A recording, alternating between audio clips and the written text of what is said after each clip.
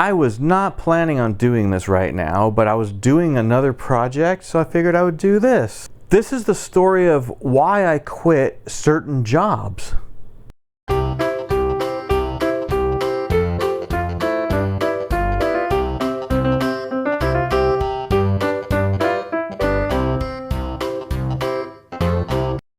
So I was recently talking to somebody about this, and then I also said one of my jobs I quit and it was Joe's Schimmel's fault. We'll get to that in a minute. So I'm not going to go through all my jobs and what I've had and why I quit them. When I was really young, somewhere about 13, 14 years old, I had a motorcycle and I worked at a place called Kids Furniture.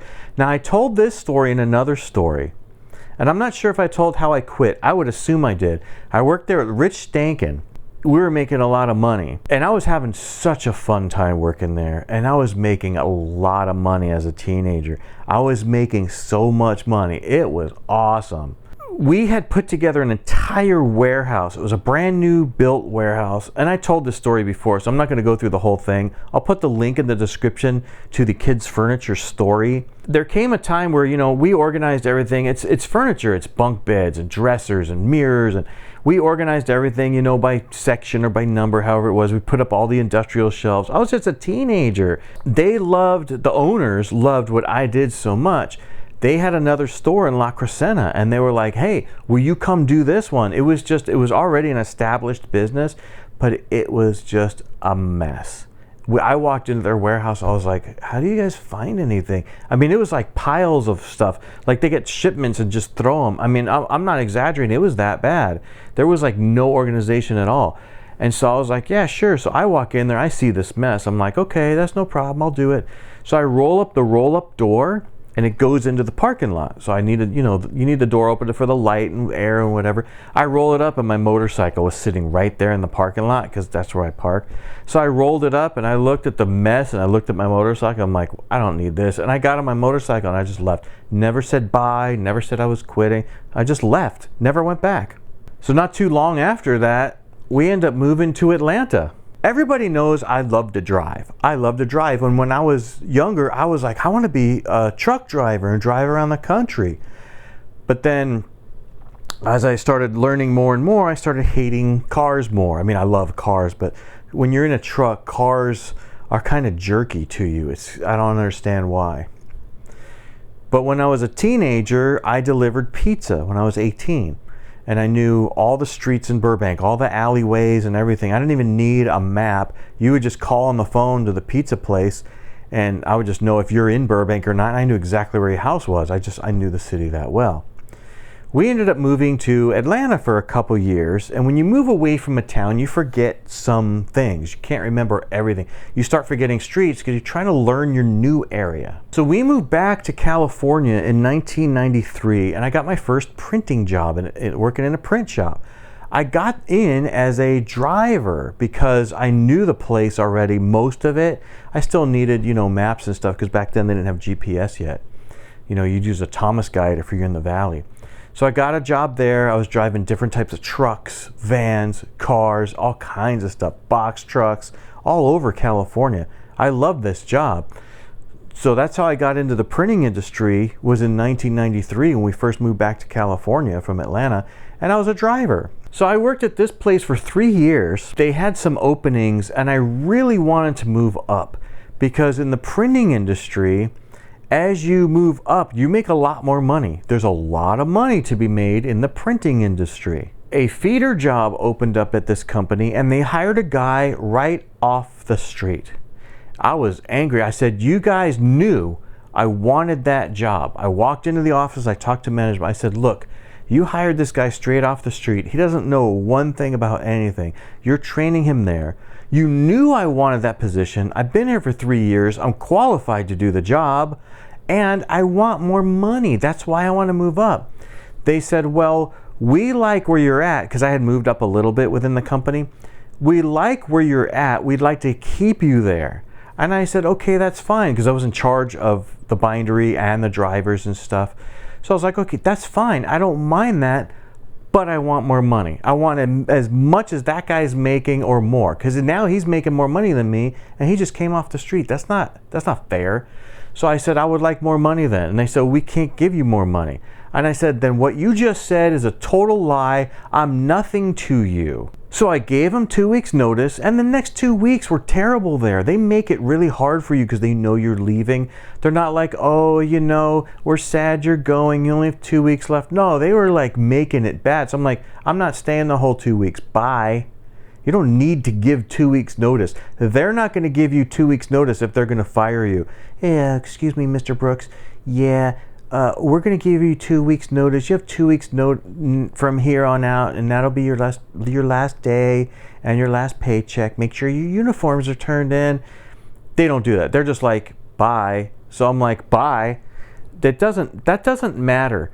When you do that to a company, it doesn't matter. A lot of people are like, well, it's the courteous thing to do, and it doesn't look good for you, or you're burning your bridge. I don't care. I don't plan on going back. I'll go find another job somewhere else. And that's exactly what I did. They're going to replace you the next day.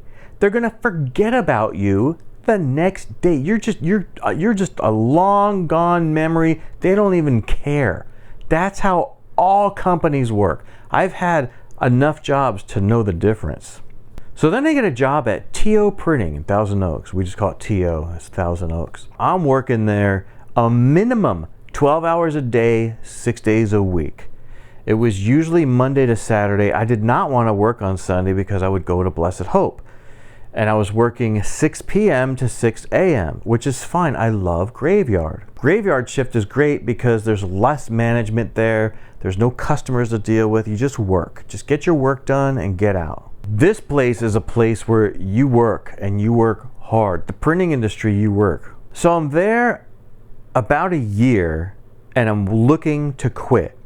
Now the foreman that's working there, I knew him from a previous place. Because we were personal friends outside of there, I told him, I'm planning on quitting. I'm looking for another job. I don't want to work here anymore.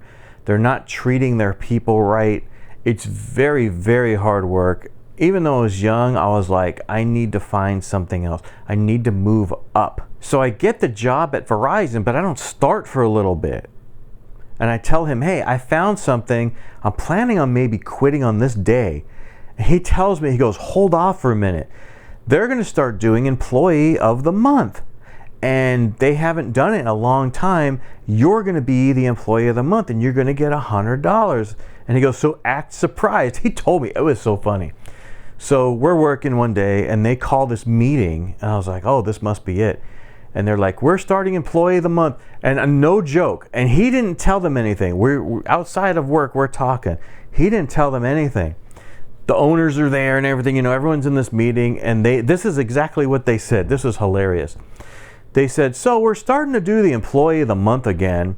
And the reason why we stopped is because every time we gave Employee of the Month to somebody, they ended up quitting. Oh, it's so hard to hold in your laughter because I already had another job. I'm just waiting to get this $100. That was funny. It was so funny. So it was funny because I had already got the job. I'm just waiting to start. I didn't start for like 2 weeks after or something. So they give me the money. I'm like, oh, what, me? Really? And I take the money.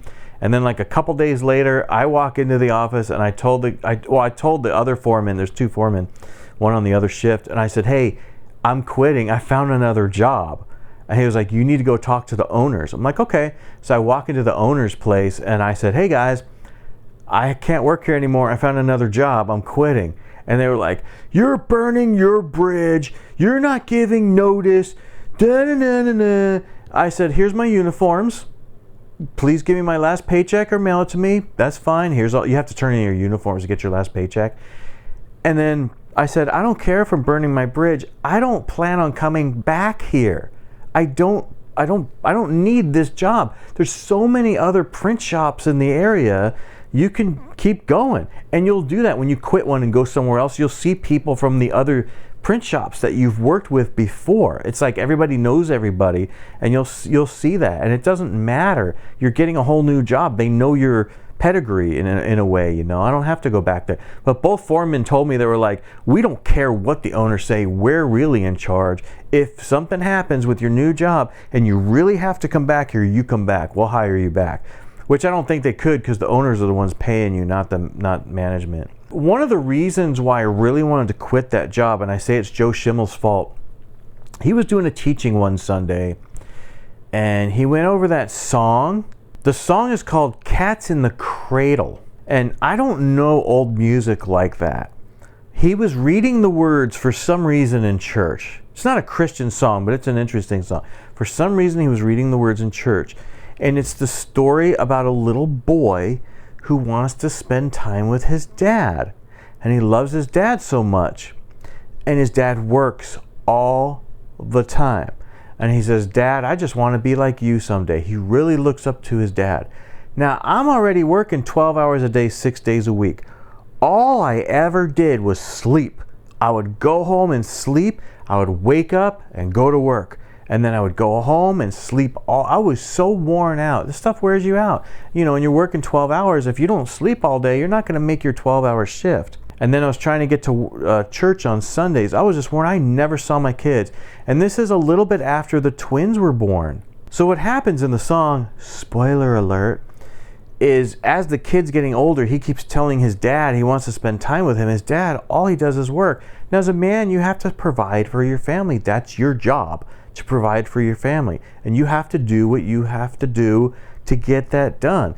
And it sucks because a lot of times you're not going to see your family. You know, you're providing for them and you really don't have a lot of time to spend with them. So what happens later in life in the story, in the song, is the dad ends up, you know, growing old and the boy ends up growing up. And his dad, because he's an old man, now he's telling his son, hey son, I would love to spend some time with you. And now the son's like, sorry Dad, I don't have time. And, you know, earlier in the song, the boy wants to be just like his dad. He's like, I want to be just like you. He turned out just like his dad, working all the time. He has no time to spend with his dad as an old man. That hit me so hard in church. I was almost crying. I'm like, this is the story of my life right here. I'm wasting my life away at this place working. I never see my family.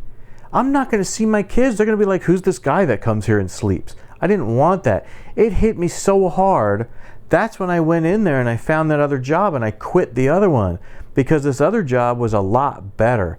I still worked at night, but I only worked 4 days a week and it was 40 hours a week. I had every single Friday, Saturday, and Sunday off. I only worked 40 hours a week. This was great. I saw my family all the time. It was awesome. So that's why I say it was Joe's fault, because he read the words to that song in church and I just went and quit my job because that song hit me so hard. I didn't want to be that type of guy. And it's not easy because I do factory work and it's like you're going to work all the time. You don't have those cushy office jobs that make money, that give you all the days off, that, you know, you can spend time with your family and you have leisure time and, you know, let's work from home. We can't do that. You have to physically go to these types of jobs. But anyway, that's the story of me quitting those jobs. I've quit a lot. I've had a lot of jobs. I've had so many different jobs in so many different areas. Some have been good, some have been not so good. But I thought I would tell that story because Clarissa asked. I need to learn to talk. And so I figured I would talk about those 3 jobs right there, and that one is the reason why I quit. It was because of Joe reading those words, and it's still stuck with me. It's like now, that still hits me hard, that song. And I don't even like that song. I don't like songs like that. It's old.